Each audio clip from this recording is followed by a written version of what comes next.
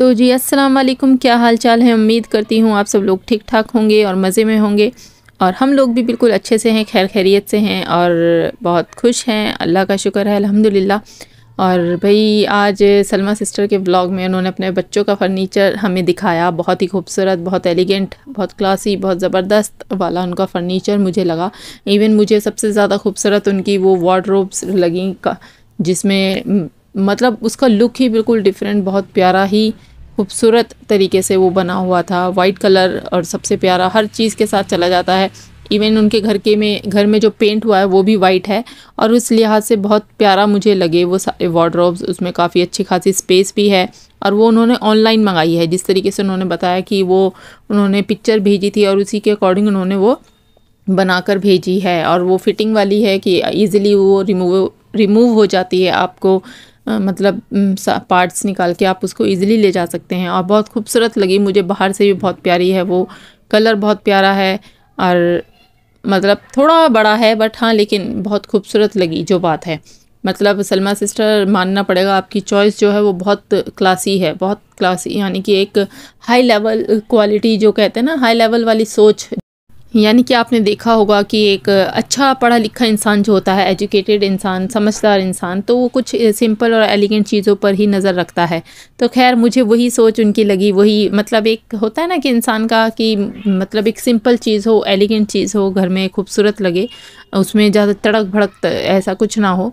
तो उसी लिहाज से वो बहुत खूबसूरत है, बहुत प्यारी मुझे लगी।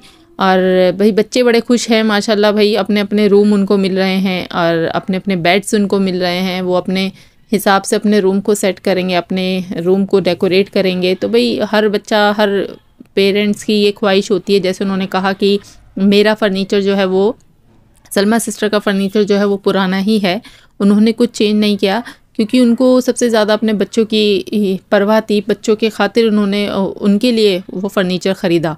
तो भाई हर पेरेंट्स, हर माँ की ये सोच होती है और बहुत अच्छी बात है कि भाई अपना ना सोचकर उन्होंने सबसे पहले अपने बच्चों के खातिर उनके लिए फ़र्नीचर को इम्पोर्टेंस दी। और भाई उन्होंने सरप्राइज़ दिया एक तरह से। जब बच्चे ट्यूशन गए हुए थे और बच्चे आए तो भाई शॉक्ड हो गए और उनको भी बहुत प्यारी लगी।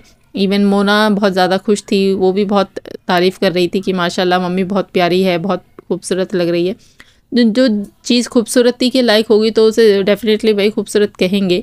और भाई अभी तो माशाल्लाह उनको और भी चीज़ें, अब जैसे सोफ़े का कवर जिस तरीके से वो बता रही हैं, तो मैं एक यहाँ पर अपनी राय रखना चाहूँगी कि आपको सोफ़े का कवर, सलमा सिस्टर जैसे मोना ने कहा कि नेवी ब्लू होना चाहिए, लेकिन नेवी ब्लू से है तो बहुत प्यारा, बहुत अच्छा कलर है, गंदा भी नहीं होगा। लेकिन आप जहाँ उस रूम में रखना, जिस रूम में आप उसको रखना चाहती हैं, तो उसके अकॉर्डिंग थोड़ा लाइट ही कलर रखें, क्योंकि आपका जो रूम में वाइट कलर है उसके हिसाब से तो मुझे लगता है कि ग्रे कलर डेफिनेटली बिल्कुल जाएगा सोफ़े का। और वाइट एंड ग्रे का कॉम्बिनेशन तो सबसे प्यारा होता है, बहुत ही प्यारा लगता है वो कॉम्बिनेशन। उसी के हिसाब के कर्टन्स होते हैं ग्रे कलर में।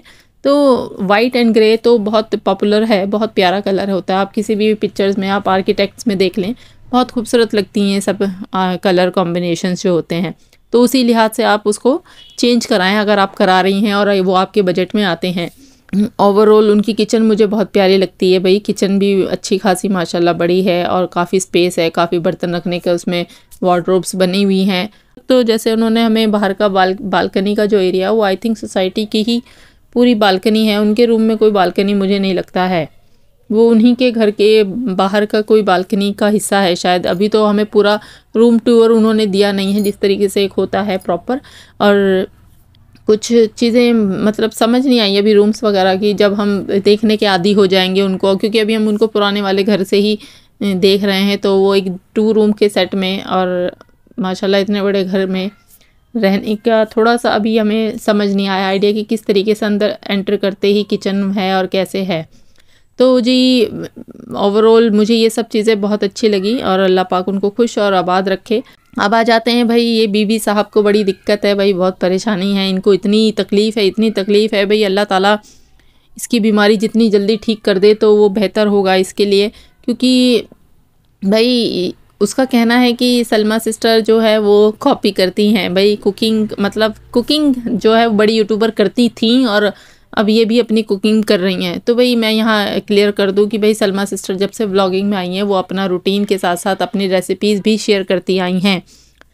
जब भी वो दाल बनाई है उन्होंने दाल की रेसिपी भी शेयर की है, जब भी उन्होंने अफ़गानी बिरयानी बनाई है, पुलाव बनाई है, तो भी उन्होंने वो शेयर की है अपने ही इसी व्लॉग्स चैनल पर। और रही उनके कुकिंग चैनल की बात, तो कुकिंग चैनल उन्होंने अभी रिसेंट चलिए उसी चैनल को, हानिया की मस्ती जो थी उसी चैनल को आई थिंक उन्होंने कुकिंग चैनल बना दिया है। और भाई देखो बच्चों को स्टडीज़ में ज़्यादा फोकस करना है, बच्चे अभी इतना टाइम नहीं दे पाते उस चैनल को, तो वो चैनल थोड़ा सा ग्रो अप नहीं हो पा रहा था और उस पर वीडियो भी नहीं डल रही थी, है ना।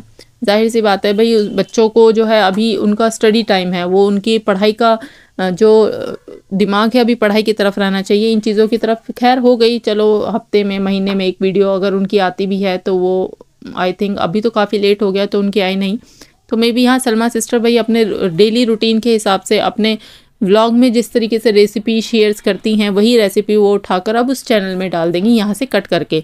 तो बहुत अच्छा है, बहुत प्यारा डिसीज़न है, क्योंकि 1 से 2 चैनल अगर उनके चलेंगे तो भाई बहुत अच्छी बात है, दोनों मैनेज भी इजीली हो जाएंगे। क्योंकि वो शुरू से ही, यहाँ मैं बता दूँ बीवी साहब कि वो शुरू से ही अपने चैनल पे कुकिंग शेयर करती आई हैं। ये तो हमें अभी बड़ी यूट्यूबर साहिबा की तरफ से अभी कुछ टाइम से ही एक ही चीज़ हमें नज़र आ रही है कि उनको शौक़ चढ़ा है थोड़ा कुकिंग का, क्योंकि अभी कंटेंट कुछ है नहीं भाई, कुछ शहर अलग है, वहाँ पे कुछ जाने आने का भी ऐसा बहुत दूर दूर है हर चीज़।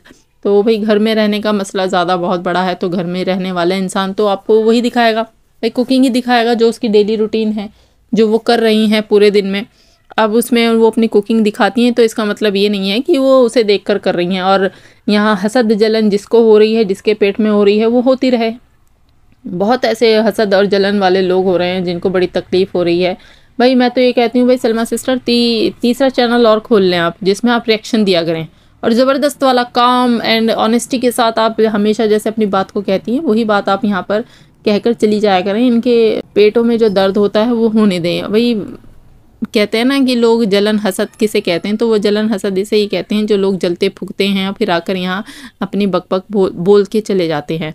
तो जी ये था मेरा एक छोटा सा रिव्यू उस बंदे के लिए जो यहाँ पर बैठकर लास्ट में एक, उसको बिना सलमा के ना सुकून नहीं मिलता। सलमा का नाम जब तक नहीं लेता, जब तक नहीं जपता, वो उसको सुकून नहीं मिलता। भाई ठीक है भाई, अल्लाह का शुक्र अदा करो, चलो किसी के खातिर तुम्हें व्यूज़ तो आ ही रहे हैं और तुम्हें व्यूज़ दे रहे हैं लोग सलमा के नाम से ही सही, क्योंकि अब तो वो वाला काम चल नहीं रहा है भाई, बड़ी यूट्यूबर वाला नाम से तो आपको कुछ मिलने से रहा, क्योंकि लोग समझ चुके हैं कि असली दुश्मन, असली बड़ी यूट्यूबर का वो लोगों को पता चल चुका है कि वो कौन है और किसके इतनी ज़्यादा परेशानी होती है इन दो बहनों के बीच में। ये चाहता है कि कंट्रोवर्सी बनी रहे और ये दोनों आपस में लड़ती भिड़ती रहें। तो खैर तुम अपनी कोशिशें जारी रखो मिस्टर, अगर इससे भी कुछ ना बन पाया तो भी और कोशिशें जारी रखो, क्योंकि इन सब चीज़ों से अब कुछ नहीं होने वाला। आप अपनी कथा कहानी सुनाते रहें, ये बोलते रहें, क्योंकि भाई एक और है यहाँ पर जो कि जिनको बड़ी तकलीफ़ है, बड़ी परेशानी है सलमा सिस्टर की अम्मी से भी, यानी कि बड़ी यूट्यूबर की अम्मी से भी बड़ी तकलीफ़ है कि भाई वो हर चीज़ में उनको मना क्यों करती हैं। भाई देखो जाहिल इंसानों, वो उनकी माँ है और उनका फ़र्ज़ बनता है अपनी बेटी को अच्छा बुरा हर चीज़ सिखाना। अगर एक माँ अपनी बच्चों को कुछ सिखा रही है, समझा रही है, तो कोई बुरी बात नहीं है भाई, वो माँ है और माँ के लिए बच्चे हमेशा छोटे ही रहते हैं, चाहे उनकी औलादे भी हो जाएं।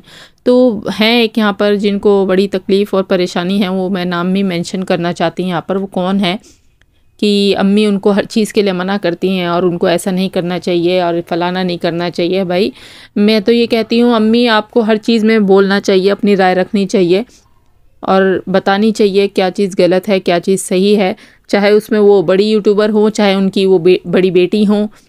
अगर बड़ी बेटी भी कुछ गलत करती हैं तो जाहिर सी बात है उनका फ़र्ज़ बनता है अपनी बेटी को समझाना और बताना, क्योंकि जैसे आप अपने बच्चों को अच्छा बुरा सिखाती हैं, ऐसे ही माँ भी अपने बच्चों को अच्छा बुरा सिखाती हैं। तो इन चीज़ों को ना करें भाई, परेशानियाँ लोगों की ना बढ़ाएं। आप लोग क्या सोचते हैं मेरे इस पॉइंट से, इस रिव्यू से, तो मुझे कमेंट में ज़रूर बताइएगा। तब तक के लिए अल्लाह हाफिज़। और भाई मेरी वीडियो को लाइक एंड शेयर कर दिया करें। बड़ा कंजूसी कर रहे हैं आप लोग, लाइक नहीं करते हैं, शेयर नहीं करते हैं।